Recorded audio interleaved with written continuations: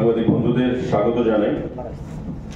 পরিবহন দপ্তরের উদ্যোগে আজকের এই সাংবাদিক বৈঠক এবং আমাদের মধ্যে যারা উপস্থিত আছেন এই সাংবাদিক বৈঠকে, আমার ডান দিকে আছেন সেক্রেটারি ট্রান্সপোর্ট এবং ট্যুরিজম ইউকে চাকমা মহোদয়, বাদিকে আছেন আইজি ল অ্যান্ড অর্ডার মঞ্চা কিপার, এক্সট্রিম বাদিকে রয়েছেন এসপি ট্রাফিক, আমাদের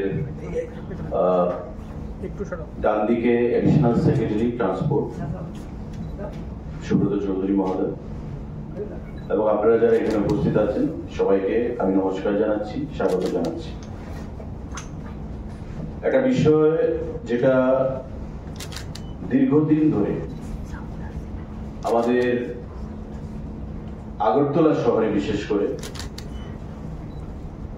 যারা শ্রমিক ভাইয়েরা রয়েছেন এবং সাধারণ জনগণ রয়েছেন তাদের মধ্যে একটা অসন্তোষের কারণ হয়ে দাঁড়িয়েছে,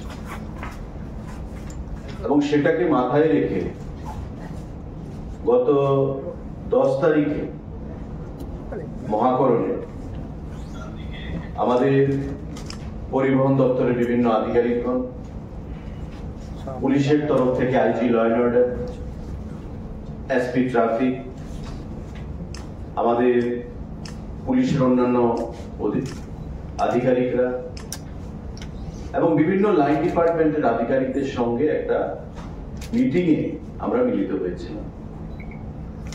এতদিন আমরা দেখেছি যে আগরতলা শহরে যে অটো রিক্সাগুলো চলাচল করে তারা আগরতলা শহরের বাইরে কিন্তু যায় না, আগরতলা পৌর পরিষদের ভেতরেই তাদের পরিধি বা তাদের যে সীমারেখা। কিন্তু অপরদিকে আমাদের পার্শ্ববর্তী যে আগরতলা শহরের মহকুমাগুলো রয়েছে, যেমন মোহনপুর, আমাদের জিরানিয়া মহকুমা, আমাদের বিশালগড় মহকুমা, এই যে মহকুমাগুলো, সেখান থেকে অনেক সময় আমরা দেখি বিভিন্ন সময়ে অটো ড্রাইভার যারা রয়েছেন তারা বিভিন্ন জনগণকে নিয়ে, মানুষকে নিয়ে, প্যাসেঞ্জারকে নিয়ে আগরতলা শহরে প্রায় সময় তারা উপস্থিত হন। অনেক সময় এয়ারপোর্টের প্যাসেঞ্জারকে নিয়ে, কখনো হাসপাতালের কোনো রোগীকে নিয়ে, বা কখনো ডাক্তার দেখাতে এসছে কোনো জনসাধারণকে নিয়ে। এবং আগরতলা শহরে যখন তারা প্রবেশ করে, ধরুন মোহনপুর বা জিরানিয়া বা বিশালগড়ের কোনো গাড়ি, অটো, তখন পুলিশের তরফ থেকে তাদেরকে জিজ্ঞাসাবাদ করা হয়। যেহেতু তাদের রুট পারমিট আগরতলা শহরের জন্য নয়, তাদের উপর পেনাল্টি ইম্পোজ করা হয়, বা অনাকাঙ্ক্ষিত ভাবে, অবাঞ্ছিত ভাবে অনেক সময় আমরা দেখেছি তারা শহরের যারা অটো ড্রাইভাররা রয়েছে তাদের সঙ্গে মনোমালিন্য তৈরি, বা অনেক সময় সেটা হাতাহাতি পর্যায়েও চলে যায়। পুলিশের হস্তক্ষেপে পরবর্তী সময়ে সুরাহা করা হয়, বা সিন্ডিকেটের হস্তক্ষেপে সেটা সুরাহা করা হয়। কিন্তু পরবর্তী সময়ে দেখা যায় যে ওই যে অটো ড্রাইভার যে পার্শ্ববর্তী মহকুমা থেকে আসছে তার উপর একটা পেনাল্টি ইম্পোজ করা হয়, যেহেতু পারমিটের যে তার যে পরিধি, সেই পারমিটের পরিধির বাইরে সে আগরতলা শহরে প্রবেশ করেছে। তো দীর্ঘদিন ধরে এই বিষয়টা নিয়ে আলোচনা চলছিল। আমরা পুলিশের এখানে এসপি ট্রাফিক যিনি নতুন জয়েন করেছেন, কান্তা জাহাঙ্গীর, উনিও আমাদের সঙ্গে মিটিং করেছেন। মঞ্চা কিপার আইজি ল অ্যান্ড অর্ডার, উনি এর আগে ডিআইজি ছিলেন, আমাদের আলোচনা হয়েছে। সেক্রেটারি সাহেব আছেন, আমাদের এডিশনাল সেক্রেটারি আছেন, আমরা প্রত্যেকে মিলে ব্যাপারটা নিয়ে আলোচনা করেছি কি করা যেতে পারে। এবং এমন একটা সুরাহা আমাদের করতে হবে যেটা আগরতলা শহরের যারা অটো শ্রমিক ভাইরা আছেন তাদের কাছেও গ্রহণযোগ্য হবে, এবং যারা পার্শ্ববর্তী মহকুমা থেকে আসবেন অটো শ্রমিক ভাইয়েরা, তাদের কাছেও হয়রানির শিকার যেন তাদেরকে না হতে হয়, সেই জিনিসটা আমাদের মাথায় রাখতে হবে।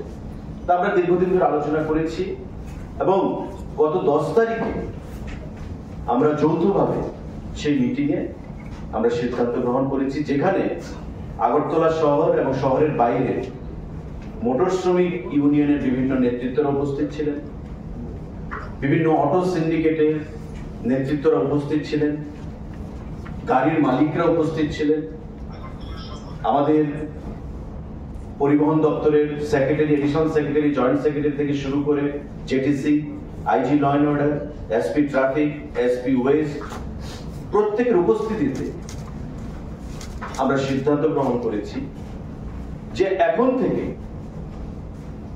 যারা আগরতলা শহরে অটো চালনা করেন, অর্থাৎ যাদেরকে আমরা বলি যে মিটার অটো,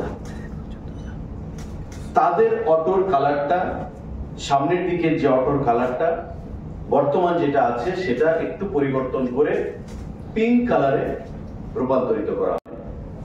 শুধু অটোর সামনে গ্লাসের নিচে যে দুটো স্থান রয়েছে তার জাস্ট চেনার জন্য, আইডেন্টিফিকেশনের জন্য অটোর সামনের যে কালারটা সেটা হবে পিঙ্ক কালার।